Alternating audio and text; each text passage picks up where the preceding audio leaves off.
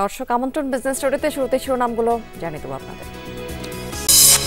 চরম অর্থ সংকটে থাকা ৯ আর্থিক প্রতিষ্ঠান বন্ধের সিদ্ধান্ত, বিপুল খেলাপি ঋণী কারণ একীভূতকরণ বা অধিগ্রহণের পরামর্শ বিশ্লেষক।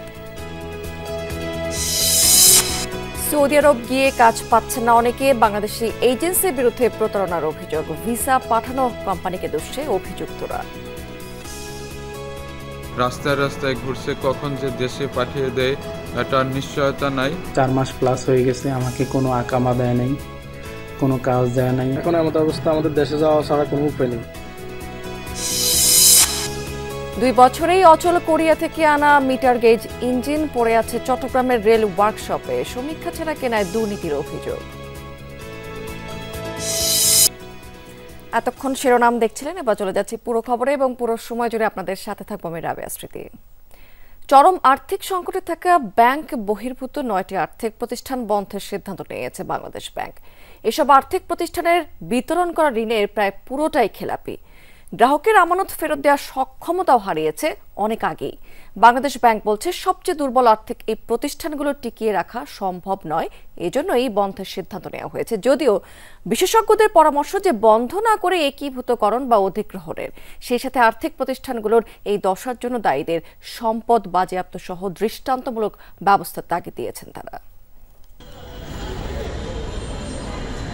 ব্যাংকের পাশাপাশি ব্যাংক বহির্ভূত আর্থিক প্রতিষ্ঠানেও চরম লুটপাট হয়েছে প্রতীত হাসিনা সরকারের আমলে। ঋণের নামে লোপাট হয়েছে হাজার হাজার কোটি টাকা, যা এখন খেলাপি। এসব প্রতিষ্ঠানে টাকা রেখে বেকায়দায় পড়েছেন গ্রাহকরাও। জমানো টাকা ফেরত দিতে পারছে না এসব প্রতিষ্ঠান।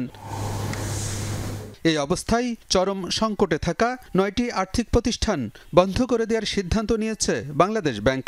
তালিকায় থাকা প্রতিষ্ঠানের খেলাপি ঋণ 60 থেকে 99%। বছরের পর বছর এসব প্রতিষ্ঠানকে গুনতে হচ্ছে লোকসান।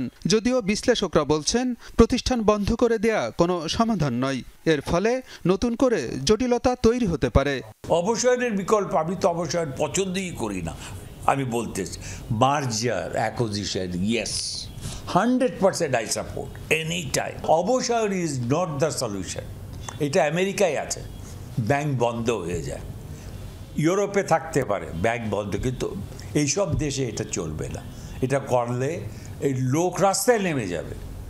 একটা রাস্তার পরে যে ঝামেলা আছে এটা আরেকজন নেমে আসবে, এটা কিন্তু ঠিকই না।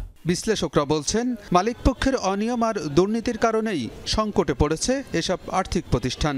তাই প্রতিষ্ঠান বন্ধের আগে পরিচালনার সাথে সম্পৃক্তদের বিরুদ্ধে ব্যবস্থা নিতে হবে। একই সাথে আমানতকারী এবং কর্মকর্তা কর্মচারীদের কি হবে সে বিষয়টিও পরিষ্কার করতে হবে।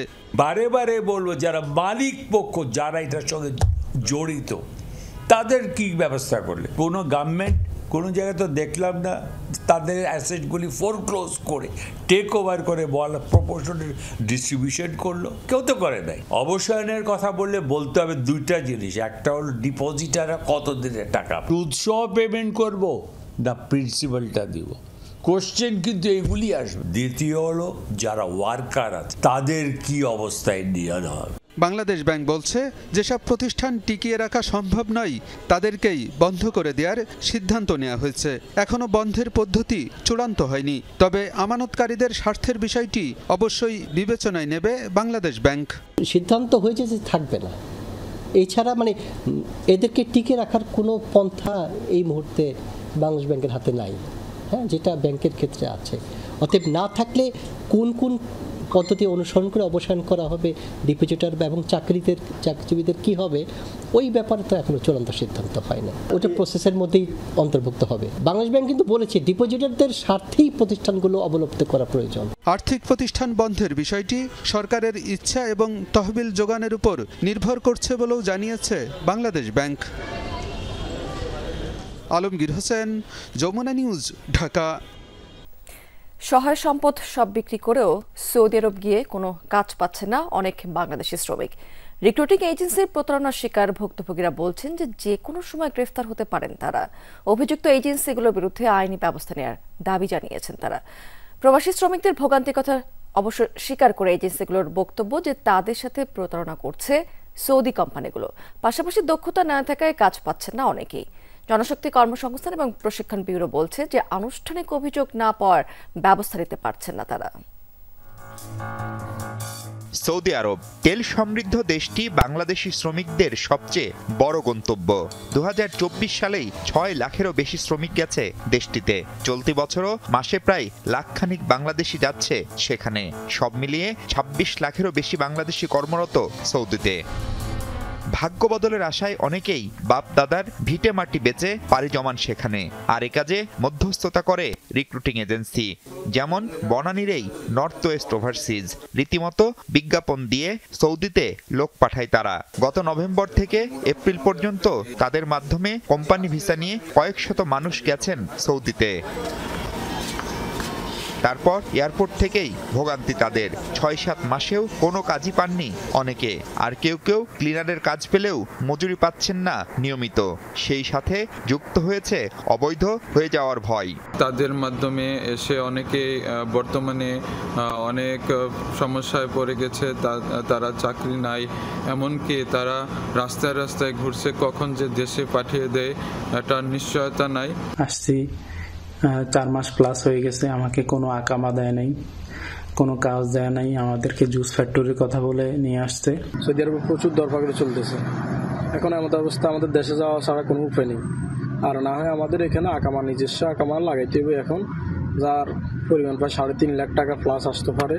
তাদের দাবি নর্থ ওয়েস্ট ওভারসিজ কথা রাখেনি, এমনকি ভোগান্তির কথা জানানোর পর যোগাযোগও বন্ধ করে দিয়েছে তারা। পশুকে মানুষ ইচ্ছেতে ভালো খাবার দাওয়া দেয়। আমার কাছে খাবারের ছবিগুলো আছে। সে বলছিল আপনি কি কাজে আসছেন? আমি বলছিলাম ফান্ডা মার্কেটের কাজে। ফান্ডা মার্কেট কি আমার বাবার নাকি? আপনাকে আমি ফান্ডা মার্কেটের কাজে দেবো। লজেন ফ্যাক্টরি, টিস্যু ফ্যাক্টরি অথবা বিস্কুট ফ্যাক্টরি, 3টার মধ্যে যে কোনো একটার ক্ষেত্রে কাজ দেওয়ার কথা ছিল। পরে কাজ দেয় নাই।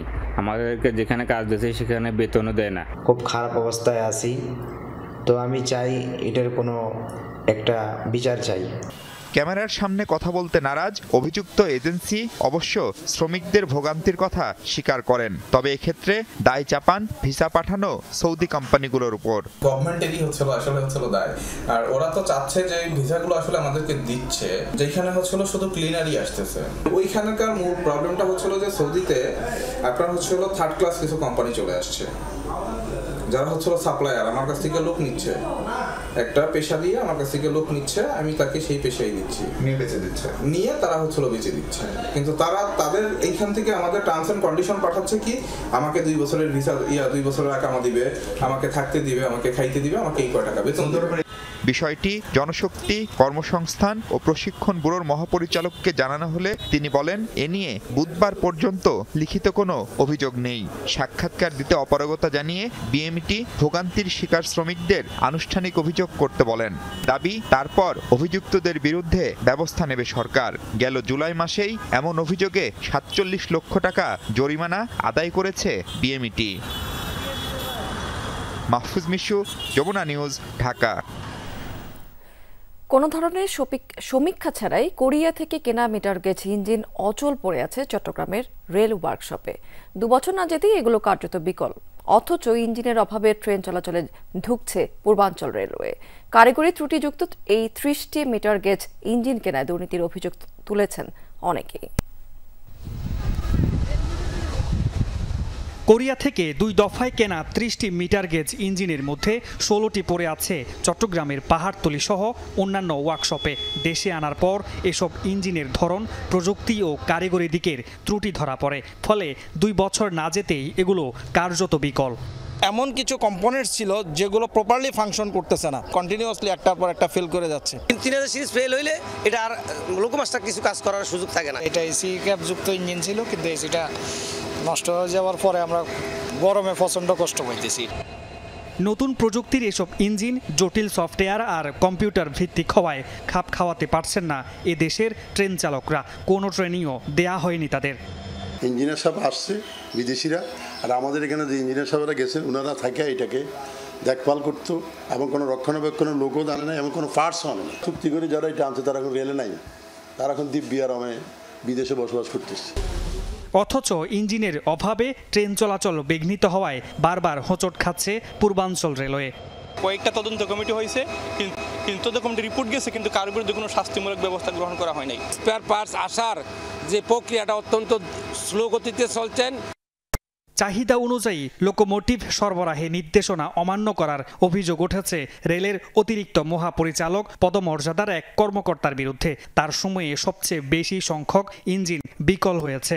লোকোমোটিভ কিছু আন্ডার রিপেয়ার হয়েছে, আবার মেরামত করছে, এবং এখন রেগুলারে 16টা 18টা আমাদের সার্ভিসে থাকতেছে। লোকোমোটিভগুলো যথাসময় মেরামত করতে পারতেছি না মানবতের সংকটের কারণে। ইউএসএ যে লোকোমোটিভগুলো বিদেশি তাদেরই কম্পোনেন্ট একটা হয়তো আইটেম করিয়ে দিয়েছে, তার মানে এই না যে ওটা নিম্নমানের। সমীক্ষা ছাড়া 3000 সিরিজের ইঞ্জিন কেনার পেছনে দুর্নীতির অভিযোগ তুলছেন অনেকে। মেইনটেনেন্সের নামে টাকাটা লোপাট হচ্ছে, মেইনটেনেন্স করা হয় না, ফলত ওই যে সার্ভিস দেওয়ার কথা সার্ভিস ওটা কাছাকাছি দিতে গিয়ে সেটা তো অকার্যকর, অচল হয়ে পড়েছে। পূর্বাঞ্চল রেলে যাত্রীবাহী ট্রেন চলাচলে প্রতিদিন প্রয়োজন 72টি ইঞ্জিন, কিন্তু মিলছে 53টি। আবারও স্বাগত, দেখছেন business today. Policy research institute এবং ডিএফএটির যৌথ উদ্যোগে রাজধানীতে চলছে মাইক্রো ইকোনমিক ইনসাইট বিষয়ক সেমিনার। আমরা সরাসরি যুক্ত হব পিআরআই মিলনায়তনে। পরে আমি যখন বলি ভাই আমি তো জানি না, আমাদের সাথে শেয়ার করে নাই, হ্যাঁ, তখন কিন্তু ওরাও বিশ্বাস করে না। আবার যখন প্রমাণ দেওয়াই তখন বলে যে এটা আবার কি হলো, তাহলে আর কার কাছে যাব, হুইজ গিভ এ ডিসিশন। এখন এই যে জিনিস, এই শেয়ার যদি না করেন আপনি আগাবেন কোথার থেকে? আমরা তো এনিমি না, আমরা তো পার্টনার। ইকোনমি তো ব্যবসায়ীদেরকে নিয়েই তো আপনাকে ইকোনমি আগাইতে হবে। আপনি ব্যবসায়ী ছাড়া তো ইকোনমি চলবে না। পলিসি মেকার পলিসি করবে, কি পলিসি করবে, কিসের জন্য করবে, কার জন্য করবে, সেটা কে জানে? ইকোনমিস্টদের সাথে কি বসে ওইভাবে? আপনি তো স্টেক হোল্ডার নিয়ে বসবেন। আজকে এলডিসি গ্রাজুয়েশন নিয়েও কিন্তু কথা আসছে।